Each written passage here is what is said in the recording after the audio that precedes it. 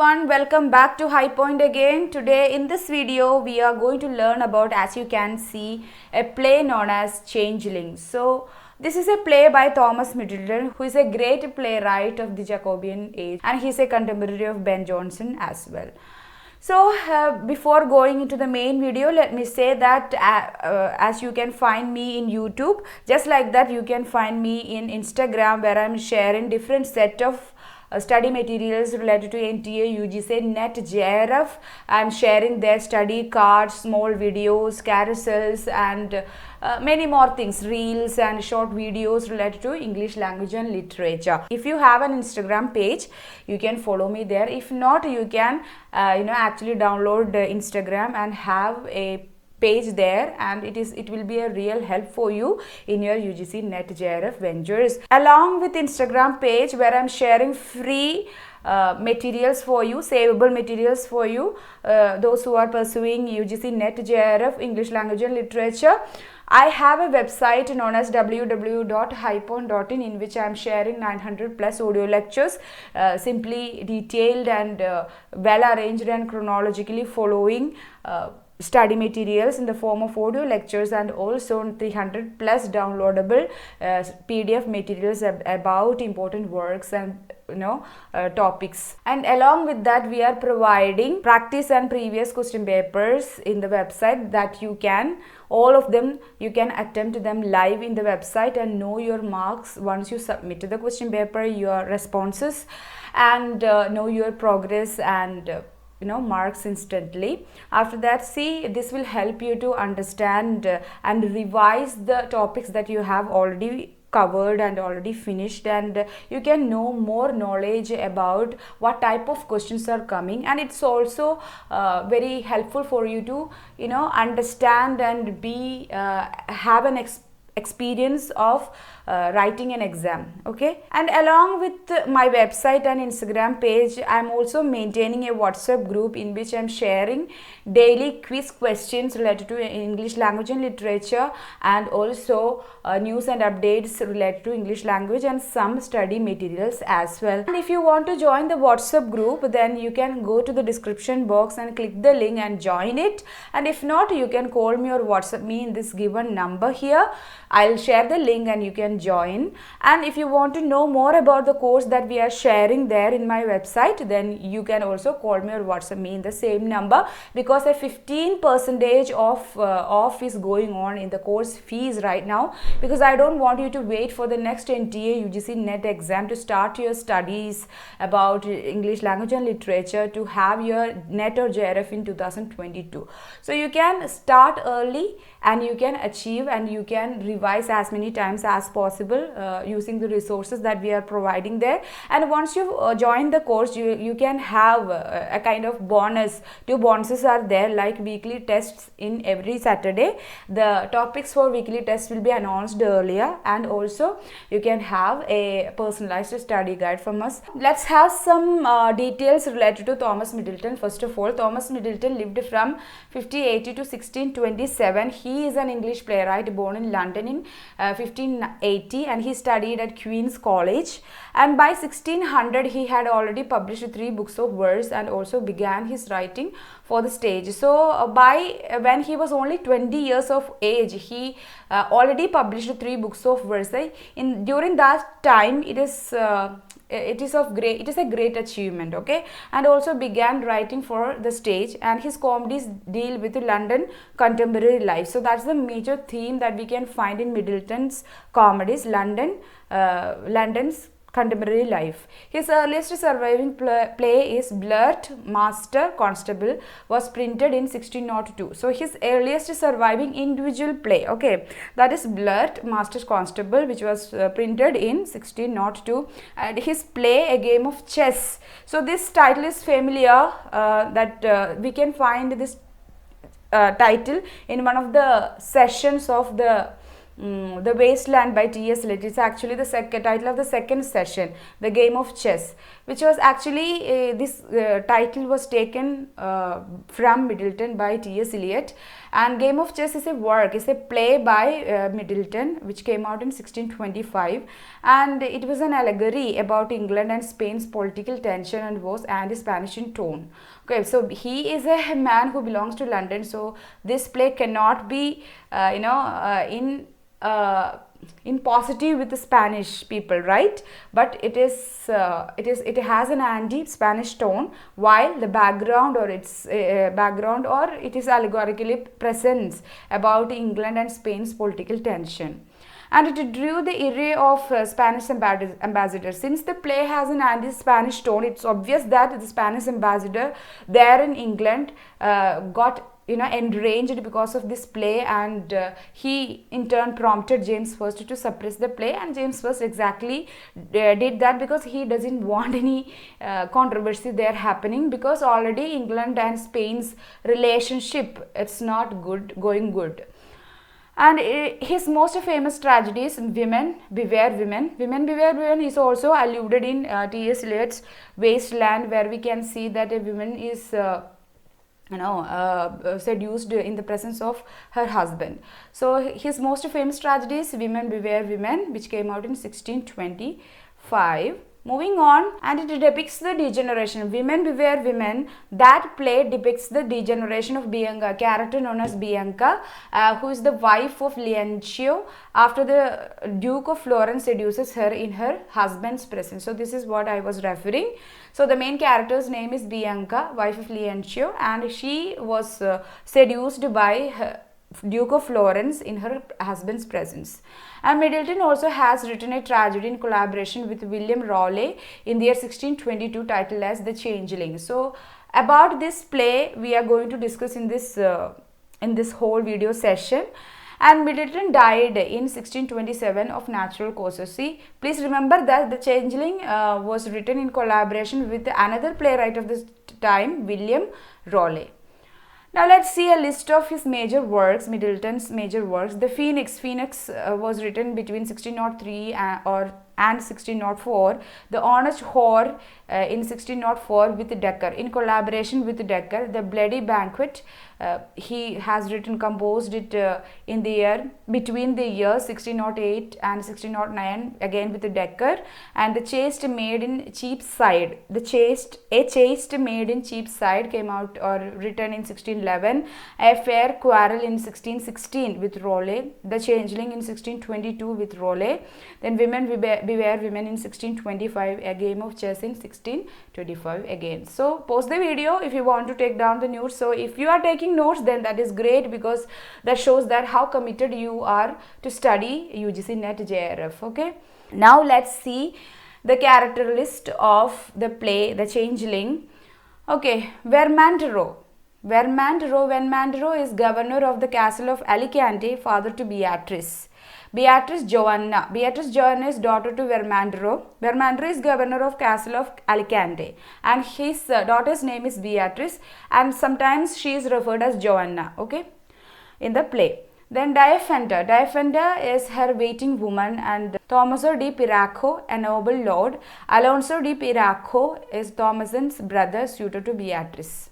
So Alonso is basically suitor to Beatrice that Vermandero chose her to marry. So basically there is a rule that existed that whoever the fathers are choosing, the daughters needs to marry that person. Daughters had no choice in their marriage decisions like their sons. Okay.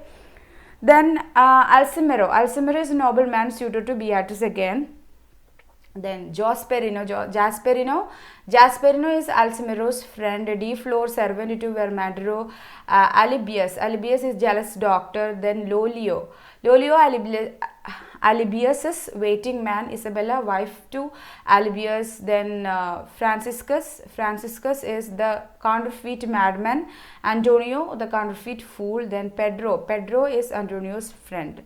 Now let's see you must be feeling that all these names are quite strange. Yes, it is of course strange, because this story is not happening in England but somewhere else. Where is it? Let's see. So the tragedy is set in Alicante, Spain. So you are having actually some Spanish names here. So please remember that the Changeling by Middleton is set in mainly in Spain, a place known as Alicante. And Beatrice is betrothed to a Spanish nobleman, Alonso de Piraco. So when the play opens, Beatrice as a woman, a young woman, she is already betrothed to a Spanish nobleman known as Alonso de Piraco. And she has to marry according to the order of her father, Vermandero. So the custom is like that, or the rule is like that, daughters needs to marry whomever their fathers are choosing. But while sons, they have even more upper hand, and they have freedom to have their decisions there. Okay, so she has to marry him, and she even betrothed to that Spanish nobleman known as Alonso. And meanwhile, Beatrice met with Alcimero. So while they are already betrothed, Alonso and Beatrice already betrothed to each other, meanwhile Beatrice met with another nobleman known as Alcimero. Alcimero is from Valencia, as he was passing through the place, and soon they fell in love with each other. So they actually fell in love with each other in a church. Okay, so Alcimero, he was just passing through the place Alicante, and while they met, and they fell in love with each other. After 5 days of meeting, they decided that they have to marry each other. So they were in love so passionately that after 5 days of their meeting, they decided that somehow Beatrice needs to break the betrothal that she made to Alonso and marry. They have to marry, like Alcimero and Beatrice needs to marry each other, and they feel that their world will be a kind of heaven. And Beatrice also secured an invitation for Alcimero to her father's castle, knowing that she needs some scheme to marry him. Beatrice also arranges a meeting with Alcimero and her father, and she also knew that she needs to scheme something, some plan to marry him. Straight away she cannot go to her father and tell that I don't want to marry Alonso, now I wanted to marry Alcimero. She just cannot break that betrothal vow. Okay, next. All the while, her father's repulsive servant De Flor seems to lurk wherever she goes. So, as this main plot is happening, De Flor is there as a servant, as a repulsive servant of her father, and he seems to lurk. She seems to find wherever she goes, wherever Beatrice goes, because he has a hidden desire, he has a hidden or very passionate obsession with Beatrice. He wanted to have her virginity at any cost, and he is ready to do anything for that. And he is obsessed with her, like I said, and wanted to have her even though he knows that she hates him.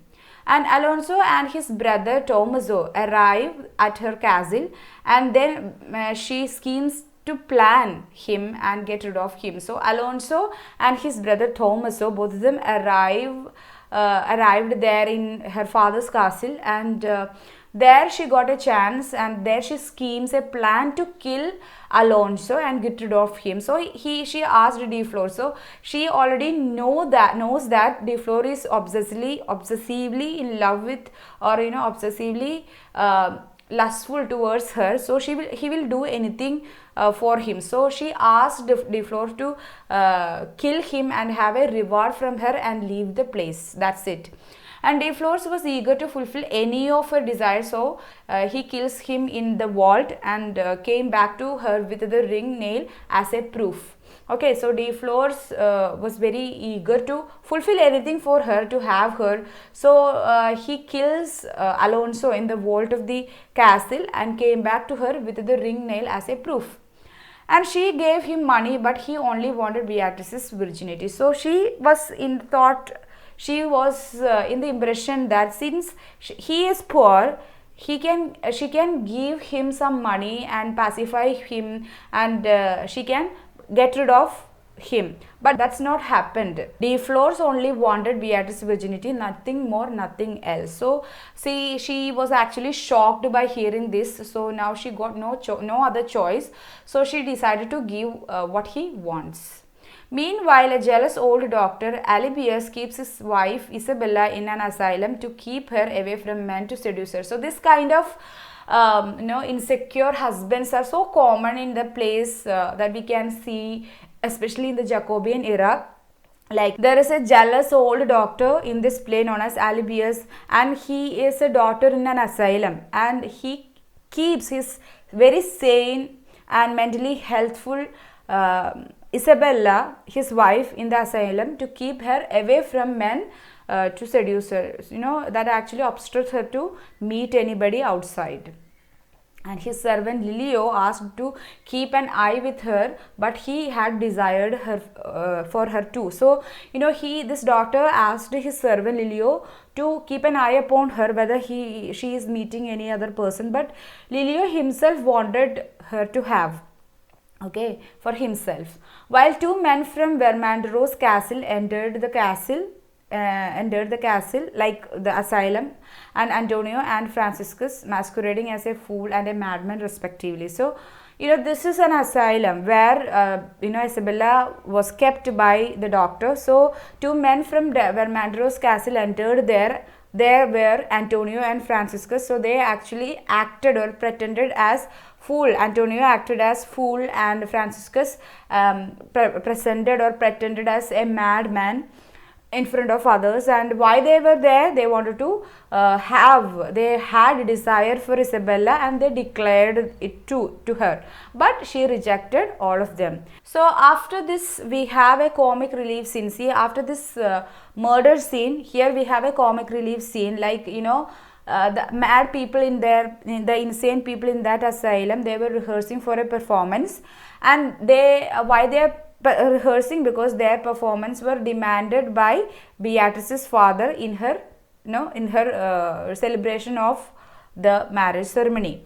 So that was the performance by mad people were quite an entertainment during that time. I don't know how they get entertained by seeing the performance of the mad people. It's like mocking at them. Anyway, so it's about that time. So meanwhile, in the castle, Beatrice got married to Alcimero with her father's blessing, and here comes another problem. So what happens, since Alonso is no more now, so and Beatrice also arranged a meeting with Alcimero and her father. So Alcimero, he had no objection to marry off his daughter Beatrice to Alcimero. So that happened, and after that nothing ends. Another problem arises. What is that? Beatrice found a hidden concoction with Alcimero to test the virginity of women. So what happens when after the wedding, when he was going through the chambers, she found that with Alcimero there is a concoction, which means a kind of medicine to test the virginity of women. So she takes one of it and tries it with her virgin maid Diaphantus. So what happens? She is not a virgin woman, right? So she takes one of that concoction, and she tries it with her virgin maid Diaphantus in order to study the symptoms that she will show after having that medicine, and she needs to imitate that symptoms while he will do that with her. So after observing the symptoms of it, she produces them when Alcimero used it on her to test her virginity. So she passed that test of virginity like that. So it's again a misogynist thing, like there is no testing for a man's virginity but always for a woman's. So that's again questionable, problematic.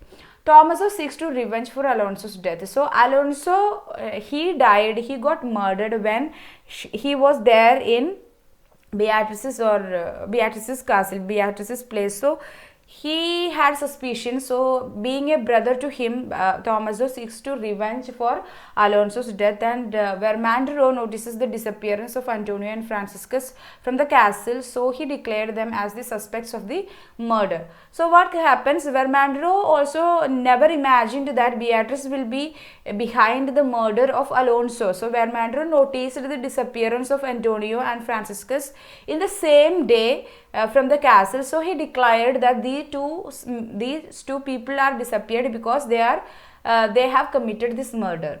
And Diaphantus and Alcimero have an affair going on secretly and sleep in her chamber longer than expected. After the marriage of Alcimero and Beatrice, Diaphantus and Alcimero, they are having an affair going on, and Alcimero usually he will go to Diaphantus' chamber and spend their time with her.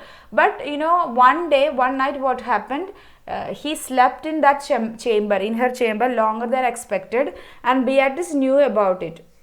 So that's how Beatrice got discovered about this secret love affair, and she felt betrayed. So immediately, what did she do? She went to De Flores and asked to set fire to Diaphantus' chamber, and decided to, she said that she thought that anyway she got betrayed. She did so many things to have Alcimero in her life, but she felt betrayed. Anyway, there is no point that she love this person now. So she decided to love De Flores, because De Flores is ready to do anything for her. And because also another reason for her decision to love De Flores is that anyway crimes are began to pile up accompanying him. So she has done a murder with him, using him. Now she has done another murder using him too. So anyway, the crimes are going up and up, piling up. So it's wise to love De Flores. And her secret crimes got revealed when Alcimero and Jasperino overheard her and De Flores in the garden. So Alcimero and Jasperino, they were in the garden, but Beatrice and De Flores, they were unaware about their presence, and they talked about the crimes that they have committed, that secretly committed.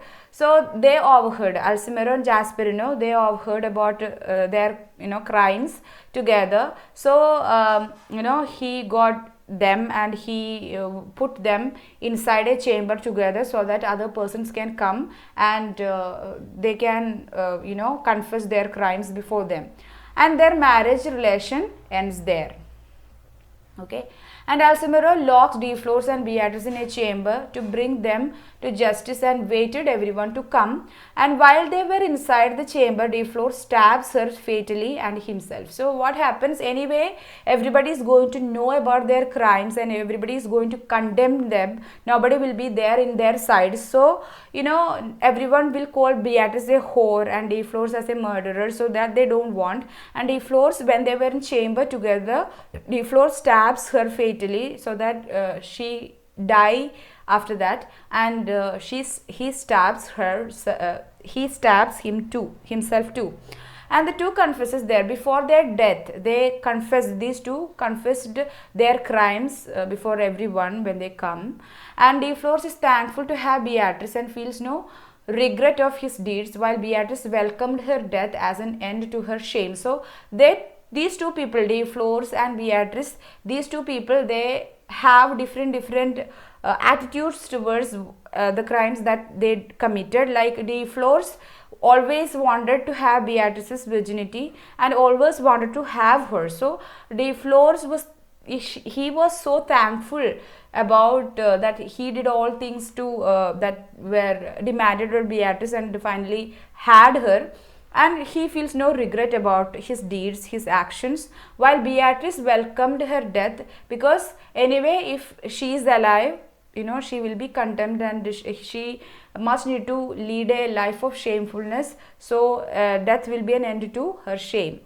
And Alcimero offered to be a new brother to Tommaso, who has lost Alonso, and a son to Vermandro. So Vermandro lost his daughter, and Tommaso lost his brother. So Alcimero offered to be a new brother to Tommaso and a son to Vermandro.